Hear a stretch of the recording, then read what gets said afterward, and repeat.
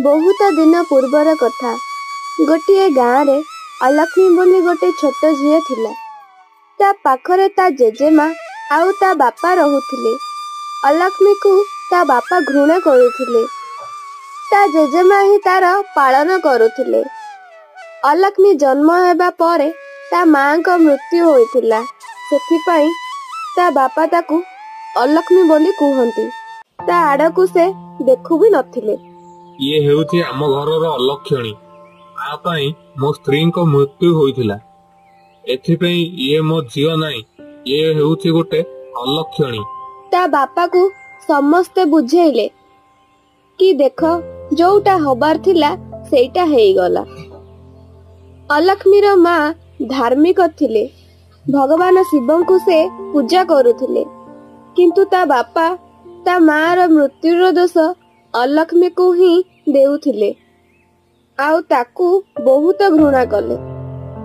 ତା ବାପା ଦିନକୁ ଦିନ ବହୁତ ଚିନ୍ତାରେ ରହୁଥିଲେ।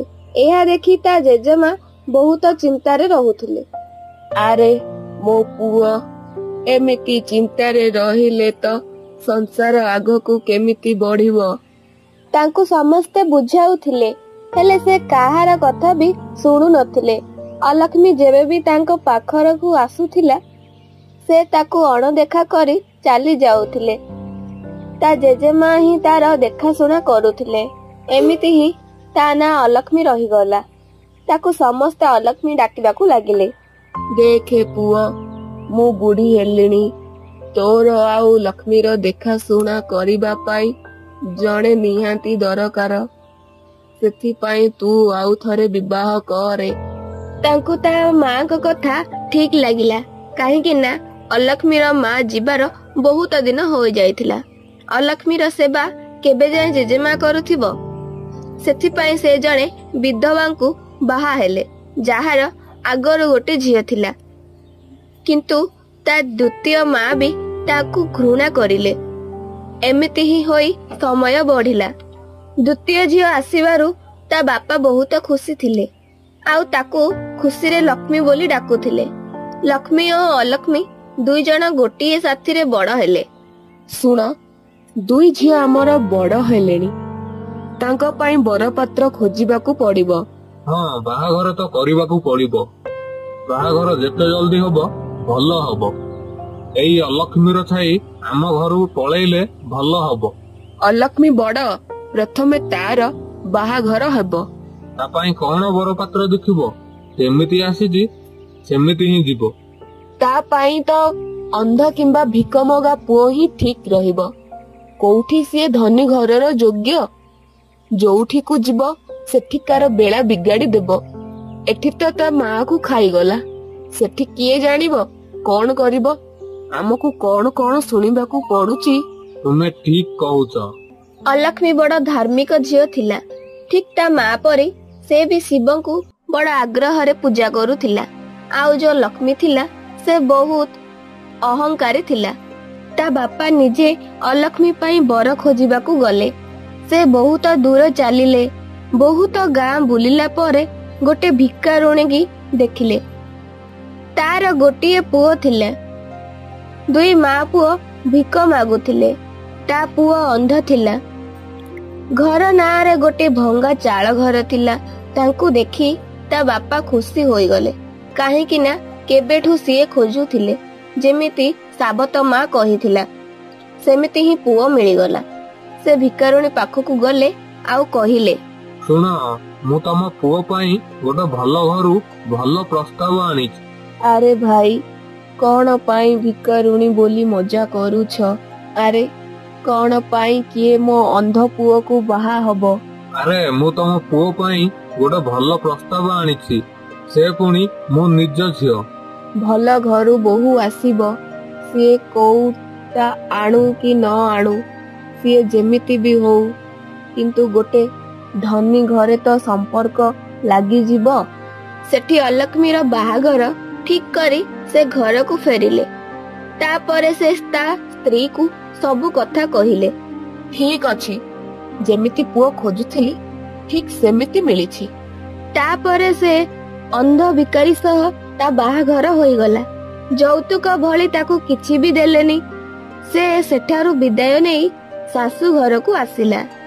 ସେ ଦେଖିଲା ଯେ ଗୋଟିଏ ଭଙ୍ଗା ଚାଳ ଘର, ଯୋଉଠିକି ବସିବାକୁ ବି ଭଲ ଟିକେ ଜାଗା ନାହିଁ। ସେ ଭଗବାନଙ୍କୁ କହିଲା, ହେ ଭଗବାନ ଭୋଳା ଶଙ୍କର, ଏ କି ପରୀକ୍ଷା ନେଉଛ ମୋର? ମତେ ଏମିତି ସ୍ୱାମୀ ଦେଲ ଯିଏ କି ଅନ୍ଧ। କମ ସେ କମ ମୋ ଜୀବନ ସାଥୀ ଭଲ ହୋଇଥାନ୍ତା, କିଛି ନହେଲେ ଆମେ ଭଲରେ କାମ କରିଥାନ୍ତୁ। କିନ୍ତୁ ମୋ ସ୍ୱାମୀ ହିଁ ମୋର ପରମେଶ୍ୱର, ମୁଁ ସବୁବେଳେ ତାଙ୍କ ସହିତ ରହିବି। ତା ଶାଶୁ ଓ ତା ସ୍ୱାମୀ ଭିକ ମାଗିକି ଯେତିକି ପଇସା ଆଣୁଥିଲେ ସେଥିରେ ତାଙ୍କ ଘର ଚଳୁଥିଲା। କିଛି ଦିନ ତ ତାଙ୍କୁ ଭୋକରେ ଶୋଇବାକୁ ପଡୁଥିଲା, କିନ୍ତୁ ଯେତିକି ପଇସା ମିଳୁଥିଲା ସେ ସେଥିରୁ ଖାଇବା ବନେଇ ତା ଶାଶୁ ଓ ତା ସ୍ୱାମୀକୁ ଦେଉଥିଲା। ଯାହା ବଳୁଥିଲା ସେ ଖାଉଥିଲା। ଭଗବାନଙ୍କ ଇଚ୍ଛା ଭାବି ବଡ ଆନନ୍ଦରେ ରହୁଥିଲା ଓ ତା ସ୍ୱାମୀର ସେବା ମଧ୍ୟ କରୁଥିଲା। ଶୁଣ, ସେ ଅଲକ୍ଷ୍ମୀର ଛାଇ ତ ଏ ଘରୁ ଗଲା। ଏବେ ଆମ ଝିଅ ଲକ୍ଷ୍ମୀ ପାଇଁ ଗୋଟେ ଭଲ ଧନୀ ଘର ବାଲା ପୁଅ ଖୋଜ।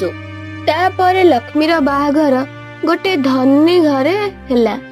ଆଉ ତା ବାପା ତାକୁ ବହୁତ ଧନ ଯୌତୁକ ଦେଇ ବିଦା କଲେ। ଏପଟେ ଅଲକ୍ଷ୍ମୀ ଯେମିତି ସେମିତି ଦିନ କାଟୁଥିଲା। ଆଉ ଲକ୍ଷ୍ମୀ ତ ଧନୀ ଘରେ ରାଣୀ ପରି ରହୁଥିଲା। ଦିନେ ଅଲକ୍ଷ୍ମୀର ଶାଶୁ କିଛି ପଇସା ଭିକ ମାଗି ଆଣିଲା। ଅଲକ୍ଷ୍ମୀ କହିଲା, ମା, ଏ ଭିକ ମାଗିବା ମତେ ଭଲ ଲାଗୁନି। ଏହାଠୁ ଭଲ ହେବ ଆମେ ଯଦି କିଛି କାମ କରିବା। ଆରେ ଝିଅ, ତୁ ତ ମୋ ଘରର ଲକ୍ଷ୍ମୀ, ତୁ ଯାହା କହିବୁ ମୁଁ ମାନିବି। ମା, ଏଇ ପଇସାରେ ମୁଁ କିଛି ତରଭୁଜ କିଣିବି। ଗରମର ସମୟ ଚାଲିଛି, ତରଭୁଜ ଭଲ ବିକ୍ରି ହବ। ମୁଁ ତରଭୁଜ ବିକ୍ରି କରିବି। କମ ସେ କମ ଆମର ଆତ୍ମସମ୍ମାନ ତ ରହିବ। ତୁମେ ଭିକ ମାଗିବାକୁ ଗଲେ କେତେ ଲୋକ କେତେ କଥା କହୁଛନ୍ତି, ମତେ ସେସବୁ ଭଲ ଲାଗୁନି। ସେଥିପାଇଁ ଆଜିଠୁ ତୁମେ ଘରେ ରହିବ, ମୁଁ ଫଳ ବିକ୍ରି କରିବାକୁ ଯିବି। ଝିଅ, ତୁ ତ ନୂଆ ବୋହୂଟେ, ତୁ କୁଆଡେ ଯିବୁ? ମା, ତୁମେ ଘରେ ରୁହ, ମୁଁ ଗାଁ ଗାଁ ବୁଲିକି ଫଳ ବିକ୍ରି କରିବି। ଠିକ ଅଛି, ଯେମିତି ତୋର ଇଚ୍ଛା। ତାପରେ କିଛି ପଇସାର ତରଭୁଜ କିଣିଲା, ଚାଙ୍ଗୁଡିରେ ଧରି ବିକ୍ରି କରିବାକୁ ଗଲା। ଗାଁ ପାଖରେ ଗୋଟେ ମନ୍ଦିର ଥିଲା। ସେ ମନ୍ଦିର ପାଖରେ ବସିଲା। ତାର ସବୁ ତରଭୁଜ ବିକ୍ରି ହୋଇଗଲା, ଖାଲି 2ଟା ତରଭୁଜ ଥିଲା। ଠିକ ସେହି ସମୟରେ ମାତା ପାର୍ବତୀ ଓ ଶିବ ଶଙ୍କର ଭିକାରୀ ବେଶ ଧରି ସେହି ବାଟରେ ଯାଉଥିଲେ। ମାତା ପାର୍ବତୀ କହିଲେ, ହେ ସ୍ୱାମୀ, ତରଭୁଜର ବାସ୍ନା ହେଉଛି, ମତେ ତରଭୁଜ ଖାଇବାର ଅଛି। ଆରେ ପାର୍ବତୀ, ତମେ କଣ କହୁଛ? ଚାଲ କୈଳାସ ଯିବା। ତୁମେ କହିଥିଲ ପୃଥିବୀରେ ଭ୍ରମଣ କରିବାକୁ। ଏବେ ତ ଭ୍ରମଣ ସରିଲା, ଏବେ ତୁମେ କଣ କହୁଛ? ସ୍ୱାମୀ, ଦେଖନ୍ତୁ ସେ ଝିଅ ପାଖରେ ତରଭୁଜ ଅଛି, ପୁରା ତାଜା ଓ ସ୍ୱାଦିଷ୍ଟ। ସେ ତ ତୁମର ଭକ୍ତ ମଧ୍ୟରୁ ଜଣେ। ତାପରେ ସେ ଭିକାରୀ ରୂପରେ ହିଁ ସେ ଅଲକ୍ଷ୍ମୀ ପାଖକୁ ଗଲେ। ଝିଅ, ଆମେ ଭୋକିଲା ଅଛୁ, ତୁ କଣ ଆମକୁ ତରଭୁଜ ଦେଇପାରିବୁ? ହଁ ମା, ଆପଣ ବସନ୍ତୁ, ଗରମ ଅଧିକ ହେଉଛି। ତାପରେ ପାର୍ବତୀ ମାତା ଓ ଶିବ ଶଙ୍କର ତା ପାଖରେ ବସିଲେ। ଅଲକ୍ଷ୍ମୀ ତାଙ୍କୁ ତରଭୁଜ ଖାଇବାକୁ ଦେଲା। ଝିଅ, ଆମ ପାଖରେ ତୁମକୁ ଦବାକୁ କିଛି ପଇସା ନାହିଁ, ଆମେ ତ ତରଭୁଜ ଖାଇଦେଲୁ। କିଛି କଥା ନାହିଁ ମା, ଆଜି ମୋର ପ୍ରଥମ ଦିନ ଥିଲା। ଭୋଳା ବାବାଙ୍କ କୃପାରେ ମୋର ସବୁ ତରଭୁଜ ବିକ୍ରି ହୋଇଗଲା। ମୋ ପାଖରେ ଖାଲି 2ଟା ତରଭୁଜ ଥିଲା। ତୁମେ ତ ମତେ ଝିଅ କହିଲ, ତୁମେ ମୋ ମା ବାପା ଭଳି। ମୋ ନିଜ ବାପା ତ ମତେ ନିଜ ଝିଅ ବୋଲି ଗ୍ରହଣ କଲେନି। ତାପରେ ମାତା ପାର୍ବତୀ କହିଲେ, ଝିଅ, ତୁ ଯେବେ ଘରକୁ ଯାଇ ଚାଙ୍ଗୁଡି ରଖିବୁ ଚମତ୍କାର ହେବ। ତାପରେ ଅଲକ୍ଷ୍ମୀ ଘରକୁ ଗଲା ଓ ତା ଶାଶୁକୁ କହିଲା, ମା, ମତେ ଆଜି ଗୋଟେ ବୁଢା ବାପା ଓ ମା ମିଳିଲେ। ମୋର ସବୁ ତରଭୁଜ ବିକ୍ରି ହୋଇଗଲା। ତୁମକୁ ଆଉ ଭିକ ମାଗିବାକୁ ପଡିବନି। ଆଜିଠୁ ଆମେ ପରିଶ୍ରମରୁ କାମ କରିବା। ଭୋଳା ବାବାଙ୍କ କୃପା ରହିଲେ ଆମେ ସମ୍ମାନରେ ରହିବା। ଝିଅ, ମୁଁ ତୋ ପରି ବୋହୂ ପାଇକି ଧନ୍ୟ ହୋଇଗଲି। ମୁଁ କେବେ ଭାବି ନଥିଲି ମୋ ପୁଅର ବାହାଘର ହେବ। ହେଲେ ମୁଁ ଜାଣିନଥିଲି ମୋ ପୁଅର ଭାଗ୍ୟରେ ଏତେ ସଂସ୍କାରୀ ଝିଅ ଲେଖା ଅଛି ବୋଲି। ଏଥିପାଇଁ ମୁଁ ଭଗବାନଙ୍କୁ ଧନ୍ୟବାଦ କରୁଛି। ତାପରେ ଅଲକ୍ଷ୍ମୀ ଚାଙ୍ଗୁଡିକୁ ନେଇ ଖଟ ତଳେ ରଖିଲା ଆଉ ସବୁ ଖାଇବା ଖାଇ ଶୋଇଗଲେ।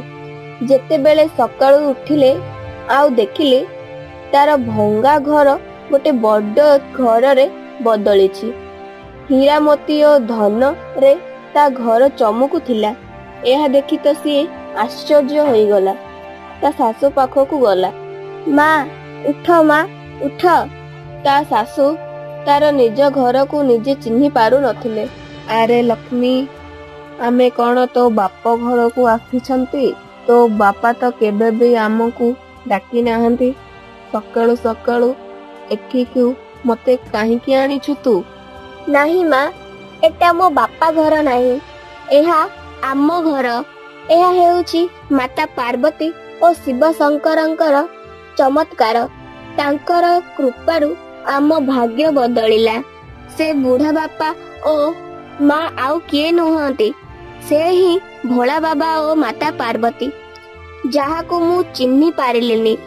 ଯେତେବେଳେ ତା ସ୍ୱାମୀର ନିଦ ଭାଙ୍ଗିଲା, ସେ ଆସି କହିଲା, ମା ଦେଖ ମା, ମତେ ସବୁ ଦେଖା ଯାଉଛି, ମୁଁ ଅନ୍ଧ ହେଇକି ନାହିଁ। ଏହା ଦେଖିକି ଅଲକ୍ଷ୍ମୀର ଖୁସିର ଠିକଣା ନଥିଲା। ତା ସ୍ୱାମୀ ଆଖି ପାଇଲା, ତାକୁ ଆଉ କଣ ବା ଦରକାର? ଏବେ ତ ତା ସ୍ୱାମୀ କୋଉ ରାଜାଠୁ ବି କମ ନଥିଲା। ମା, ଆମେ ଗୋଟେ ପୂଜା ରଖିବା ଆମ ଘରେ ଆଉ ସମସ୍ତଙ୍କୁ ନିମନ୍ତ୍ରଣ କରିବା। ତା ସ୍ୱାମୀ ଓ ତା ଶାଶୁ ତା କଥାରେ ରାଜି ହେଲେ। ସେ ତା ଭଉଣୀଙ୍କୁ ନିମନ୍ତ୍ରଣ କଲା ଆଉ ତା ମା ବାପାଙ୍କୁ ବି ନିମନ୍ତ୍ରଣ କଲା। ଅଲକ୍ଷ୍ମୀ ଓ ଲକ୍ଷ୍ମୀର ବିବାହ ପରେ ତା ବାପା ମା ଗୋଟେ ବଡ ରୋଗର ଶିକାର ହୋଇଥିଲେ, ଯାହାକି ସହଜରେ ଭଲ ହେଉନଥିଲା, ଯାହାଦ୍ୱାରା ତାଙ୍କ ଧନ କମିବାକୁ ଲାଗିଥିଲା। ତା ଭଉଣୀ ପୂଜାକୁ ପହଞ୍ଚିଲା। ମୁଁ ତ ଗୋଟେ ଧନୀ ଘରର ବୋହୂ ଏବେ। ମୋ ସ୍ୱାମୀଙ୍କର ତ ବହୁତ କାରବାର ଅଛି, ହେଲେ ଏ ମହଲ ଧନ ସମ୍ପତ୍ତି ତ ମୋଠୁ ବି ଅଧିକ ଓ ଭଲ। ଏହା ସବୁ ତତେ କେମିତି ମିଳିଲା? ଅଲକ୍ଷ୍ମୀ ସବୁ କଥା ତା ଭଉଣୀକୁ କହିଲା। ଲକ୍ଷ୍ମୀ ମନରେ ତ ଲୋଭ ବଢିଲା। ସେ କିଛି ବି କରିକି ଅଲକ୍ଷ୍ମୀର ଅପମାନ କରିବାକୁ ଚାହୁଁଥିଲା। ଲକ୍ଷ୍ମୀ ତା ସ୍ୱାମୀକୁ କହିଲା, ଦେଖ, ମୁଁ ଏବେ ତରଭୁଜ ବିକିବାକୁ ଯିବି। ଆରେ ତୁମେ କଣ କହୁଛ? ଆମ ଘରେ କଣ ଅଭାବ ଅଛି? ସତ ହଉଛି ତୋ ଭଉଣୀ ଏତେ ଗରିବ ଥିଲା ଯେ ତା ଭକ୍ତିରେ ଭଗବାନ କୃପା କଲେ। ତୁ କାହିଁ ଏତେ ଜଳୁଛୁ? ତୋ ପାଖରେ କଣ ଅଛି କହ? ମୁଁ ତ ତରଭୁଜ ବିକ୍ରି କରିବାକୁ ଯିବି ଏକା। ସିଏ ଗୋଟିଏ ତରଭୁଜର ଚାଙ୍ଗୁଡି ନେଇ ମନ୍ଦିର ପାଖରେ ବସିଗଲା। ସେଦିନ ପରି ମାତା ପାର୍ବତୀ ଓ ଭୋଳା ବାବା ଭ୍ରମଣରେ ଆସିଥିଲେ। ସ୍ୱାମୀ, ମୋର ଇଚ୍ଛା କି ତରଭୁଜ ଖାଇବାକୁ, ତାଜା ତାଜା ଓ ସ୍ୱାଦିଷ୍ଟ। ଭୋଳା ବାବା ବହୁତ ବୁଝେଇଲେ, ହେଲେ ମାତା ପାର୍ବତୀ ମାନିଲେନି। ତାଙ୍କୁ ଲକ୍ଷ୍ମୀର ତରଭୁଜ ବହୁତ ପସନ୍ଦ ହୋଇଥିଲା। ସେ ଭିକାରୀ ବେଶରେ ହିଁ ଲକ୍ଷ୍ମୀ ପାଖରେ ପହଞ୍ଚିଲେ। ଲକ୍ଷ୍ମୀର ଗୋଟେ ବି ତରଭୁଜ ବିକ୍ରି ହୋଇନଥାଏ। ଶୁଣ ଝିଅ, ବହୁତ ଭୋକ ଲାଗୁଛି, ଗରମ ବି ବହୁତ ହେଉଛି, ଟିକେ ତରଭୁଜ ଖାଇବାକୁ ଦେ।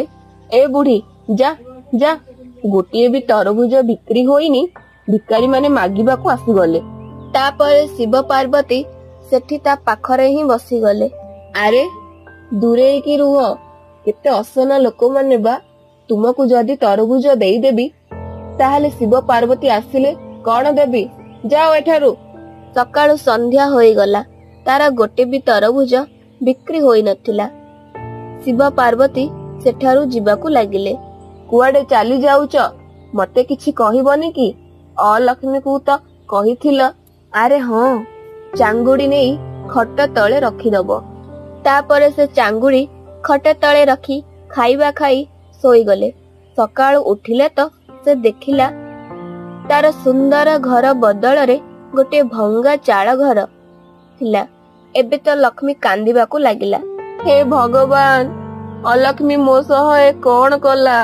ଦେଖ, ତୁମେ ଲୋଭରେ ପଡି ଏସବୁ କଲ। ତୋ ଭଉଣୀର ହୃଦୟ ଭଲ ଥିଲା, ତୁ କେବେ ତା ସହ ଭଲ ବ୍ୟବହାର କଲୁନି। ଭଗବାନ ତା ଭକ୍ତିରେ ତାକୁ କୃପା କଲେ, ହେଲେ ତୁ ଲୋଭରେ ଥିଲୁ। ଆମ ପାଖରେ ଯାହା ଥିଲା ତୁ ସେଥିରେ ଖୁସି ରହିବା କଥା। ଏବେ ତ ସୁଧୁରି ଯା। ତା କଳା ଛାଇ ଆମ ଉପରେ ପଡିଗଲା, ସେଥିପାଇଁ ଆମ ସହ ଏମିତି ହେଲା। ଦୂରେଇ ଯାଅ, ମତେ ଏମିତି ବାପା ମା ଦରକାର ନାହିଁ ଯିଏ ରୋଗରେ ଘାଣ୍ଟି ହଉଛନ୍ତି। ମୁଁ ତୁମକୁ ରଖିପାରିବିନି, ଏଠି ଚାଲି ଯାଅ। ତା ମା ବାପା ତ ତା ଦୁଃଖରେ ଦୁଃଖୀ ହବାକୁ ଆସିଥିଲେ, ହେଲେ ଲକ୍ଷ୍ମୀ ତାଙ୍କୁ ଦୂରେଇ ଦେଲା। ଯେବେ ଅଲକ୍ଷ୍ମୀ ଏସବୁ ଜାଣିଲା, ତା ମା ବାପା ରୋଗିଣା ଓ ଭଉଣୀ ଭିକାରୁଣୀ ହୋଇଯାଇଛି, ଅଲକ୍ଷ୍ମୀ ତା ସ୍ୱାମୀ ସହିତ ଆସି ତାର ଅଧା ସମ୍ପତ୍ତି ତା ଭଉଣୀକୁ ଦେଇଦେଲା, ଆଉ ତା ଘର ଆଗ ଭଳି କଲା ଓ ତା ବାପା ମାଙ୍କୁ ତା ସାଥିରେ ନେଇଗଲା। ତାଙ୍କର ବହୁତ ସେବା କଲା। ଭଗବାନଙ୍କ କୃପାରୁ ତା ବାପା ମା ଠିକ ହୋଇଗଲେ। ତା ବାପାଙ୍କର ଧନ ବି ବଢିବାକୁ ଲାଗିଲା। ସେ ତାଙ୍କ ଦୁଇ ଝିଅଙ୍କୁ ସମାନ ଭାବରେ ଭଲ ପାଇଲେ।